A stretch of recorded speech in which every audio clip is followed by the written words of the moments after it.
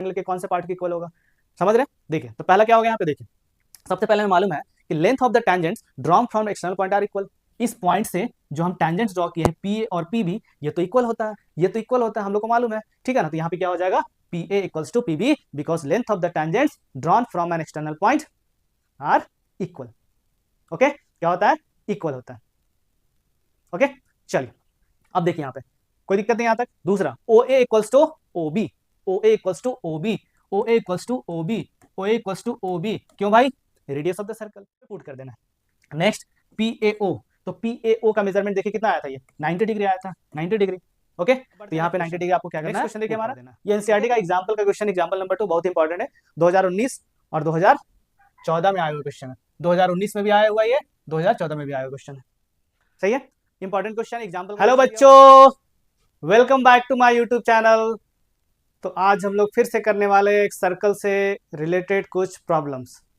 तो ये हमारा जो सर्कल का सीरीज चल रहा है उसमें एक नया वीडियो होने वाला है, और इससे पहले हम आपने देखा होगा, अगर वीडियो को फॉलो किया होगा तो कितने बेहतरीन तरीके से चीज़ों को यहाँ पे डिस्कस किया जा रहा है, जो आपके एग्जामिनेशन पॉइंट ऑफ व्यू से इंपॉर्टेंट है, हर चीज़ को यहाँ पे डिस्कस किया जा रहा है।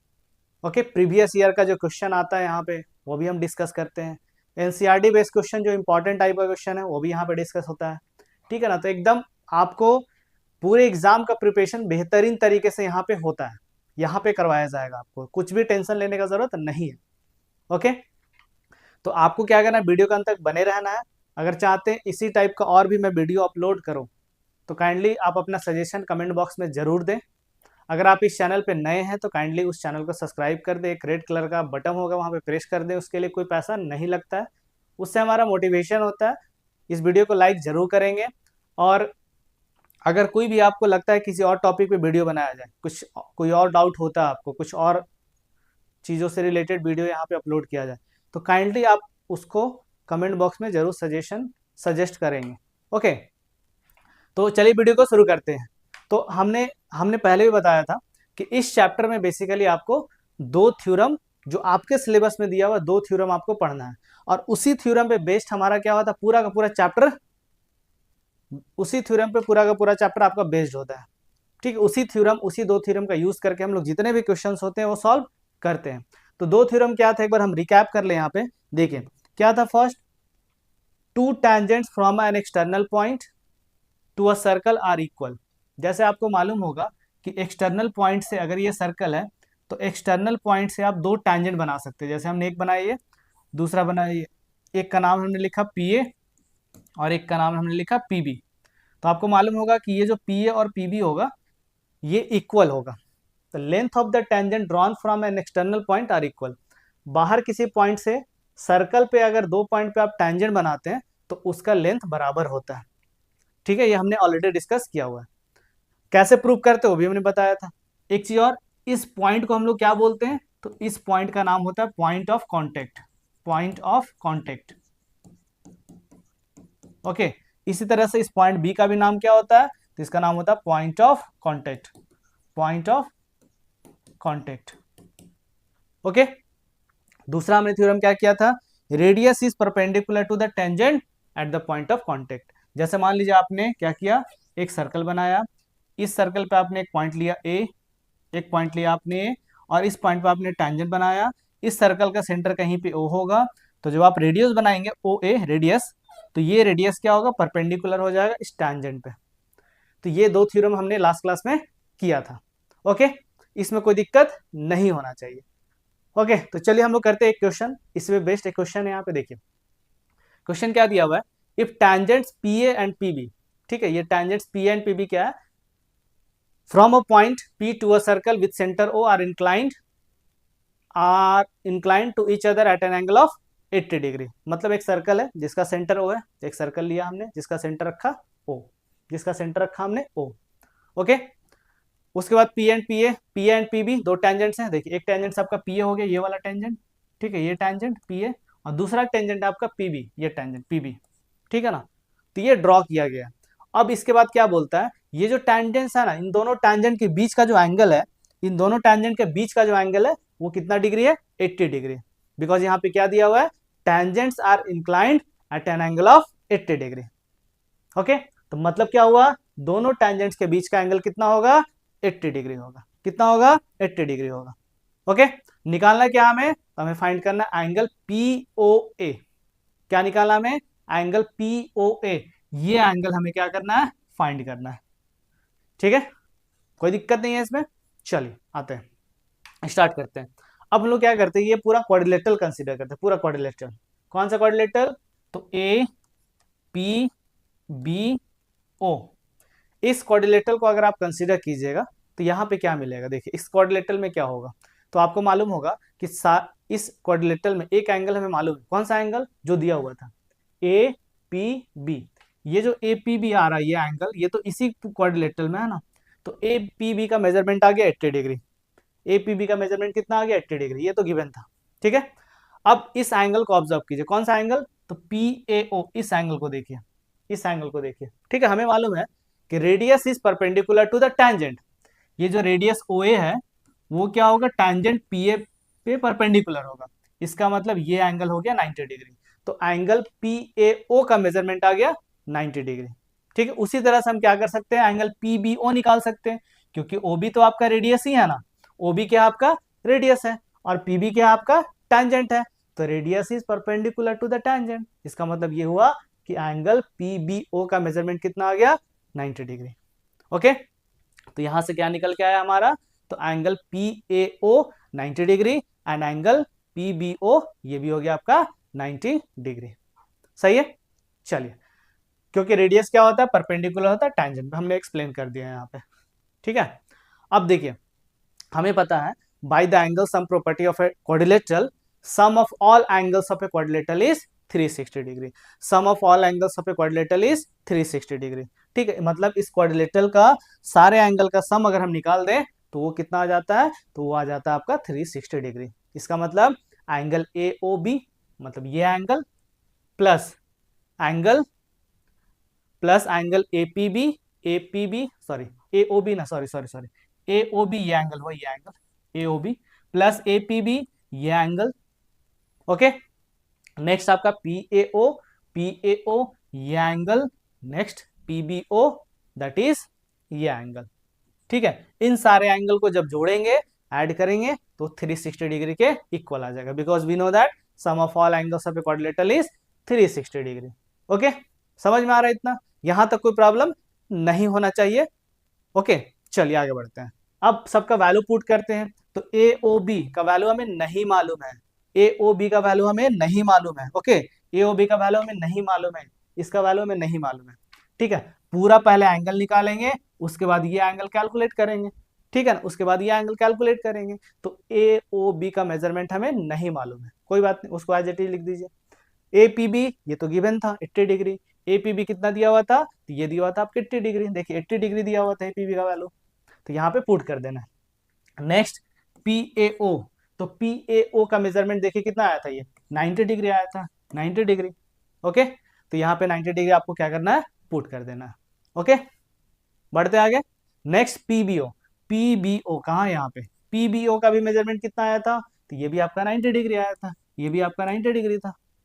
ठीक है, equals to 360 degree, equals to 360 degree. Okay, तो AOB प्लस इन सारे एंगल को ऐड करेंगे तो 90 प्लस 90 180 और 180 प्लस 80 तो 260 हो जाएगा।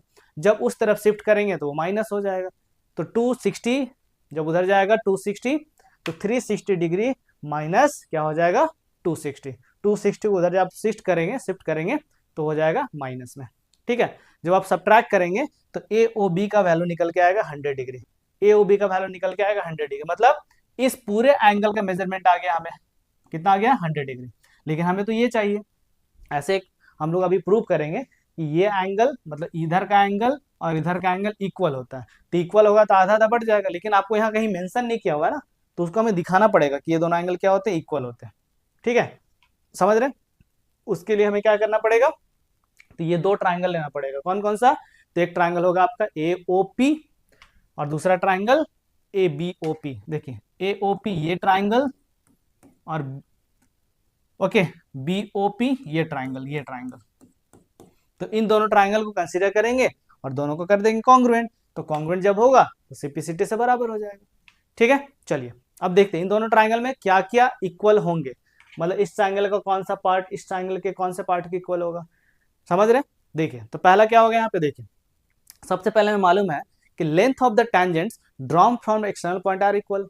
इस पॉइंट से जो हम टेंजेंट्स ड्रॉ किए हैं पी ए और पी बी, ये तो इक्वल होता है, ये तो इक्वल होता है, हम लोग को मालूम है, ठीक है ना। तो यहाँ पे क्या हो जाएगा, P A equals to P B because length of the tangents drawn from an external point are equal. Okay, क्या होता है, इक्वल होता है।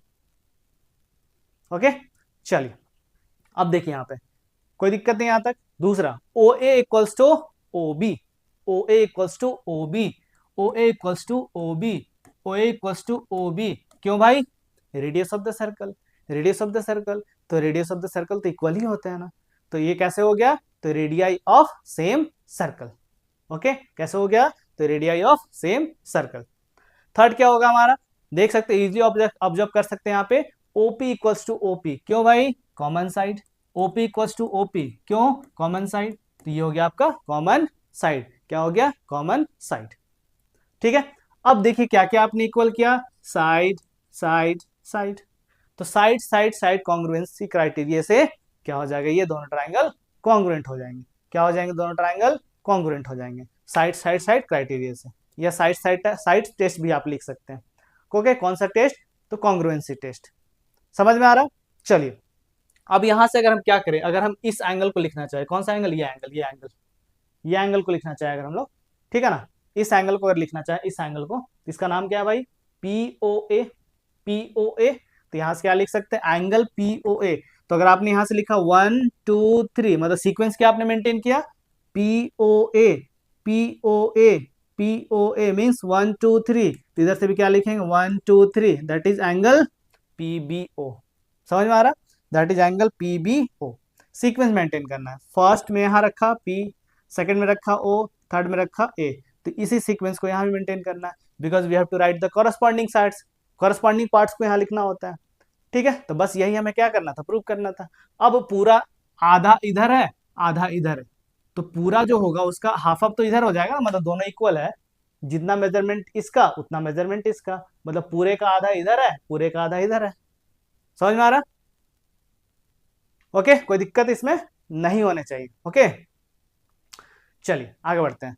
अब यहां से क्या करेंगे, हमें मालूम है कि पूरा एंगल को जब ऐड करेंगे, मतलब पूरा angle A O B, A O B, मतलब देखा जाए तो ए ओ बी पूरा जो एंगल बना हुआ है, कैसे बना हुआ है, तो इस एंगल और इस एंगल को मिला करके बना हुआ है, ठीक है ना। तो ये जो एंगल ए ओ बी है वो दो एंगल से मिलकर बना हुआ है। वो दो एंगल कौन कौन है भाई, जो हमने अभी प्रूव किया है, कौन कौन सा, तो P O A and P O B.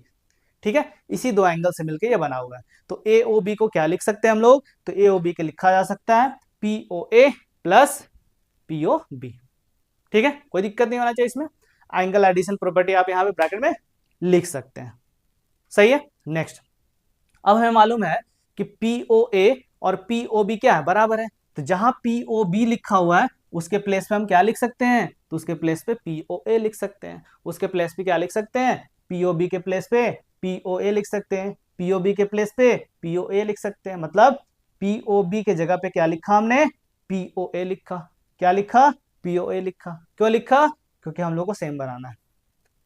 ठीक है ना, सेम बनाना है, क्योंकि हम लोग को फाइंड भी करना है ना यहाँ से, और दोनों को सेम करेंगे तब तो कुछ वैल्यू निकल के आएगा। ठीक है, चलिए तो अब क्या होगा, देखिए पी ओ ए प्लस पी ओ ए। तो कितनी बार पी ओ ए भाई, दो बार पी ओ ए। तो क्या हो जाएगा, 2 टाइम्स पी ओ ए। और ए ओ बी का मेजरमेंट भी हमें दिया हुआ है, कितना दिया हुआ है, तो ये दिया हुआ 100 डिग्री। कितना दिया हुआ, 100 डिग्री इक्वल टू, ये हो जाएगा 2 टाइम्स पी ओ ए। अब जब 2 इधर आएगा तो डिवाइड में आ जाएगा, तो पी ओ ए का वैल्यू निकल के आएगा क्या, तो 100 divided by 2 that is 50 degree. क्या निकल के आया, 50 डिग्री। ठीक है, यही हमें फाइंड करना था। कोई प्रॉब्लम इसमें नहीं होना चाहिए आई थिंक। ठीक है, चलिए तो ये क्वेश्चन जो हमने किया इसमें कोई डाउट आपको नहीं होना चाहिए। अगर अभी भी इसके बाद भी कोई डाउट हो तो वीडियो को रिमाइंड करके देखिए। उसके बाद भी अगर कोई कंफ्यूजन होता है तो काइंडली आप कमेंट कर सकते हैं। ओके, चलिए अब बढ़ते हैं नेक्स्ट क्वेश्चन। तो नेक्स्ट क्वेश्चन देखिए हमारा, ये एनसीईआरटी का एग्जाम्पल का क्वेश्चन, एग्जाम्पल नंबर 2 बहुत ही इंपॉर्टेंट है। 2019 और 2014 में आया हुआ क्वेश्चन है। 2019 में भी आया हुआ, ये 2014 में भी आया हुआ क्वेश्चन है। सही है, इंपॉर्टेंट क्वेश्चन, एग्जाम्पल का क्वेश्चन दिया हुआ है, इसको हम एक्सप्लेन करते हैं यहाँ पे। देखिए तो पहले क्या दिया हुआ है यहाँ पे, दो टैंजेंट्स हैं TP and TQ. TP and TQ आपका दो टैंजेंट्स है, ठीक है, जिसका सेंटर क्या ओ है। ठीक है, कहां से ड्रॉ किया गया है, तो एक्सटर्नल पॉइंट टी से ड्रॉ किया गया है, ठीक है ना। तो एक सर्कल था जिसका सेंटर ओ है, और हमने दो टैंजेंट बना दिया पॉइंट टी से, TP and TQ, TP and TQ. Okay, अब हमें प्रूव करना है, अब हमें क्या प्रूव करना है, तो प्रूव करना हमें कि angle P T Q, angle P T Q मतलब ये एंगल जो होगा, ये एंगल जो होगा किसके बराबर होगा, तो 2 times angle O P Q, ये एंगल।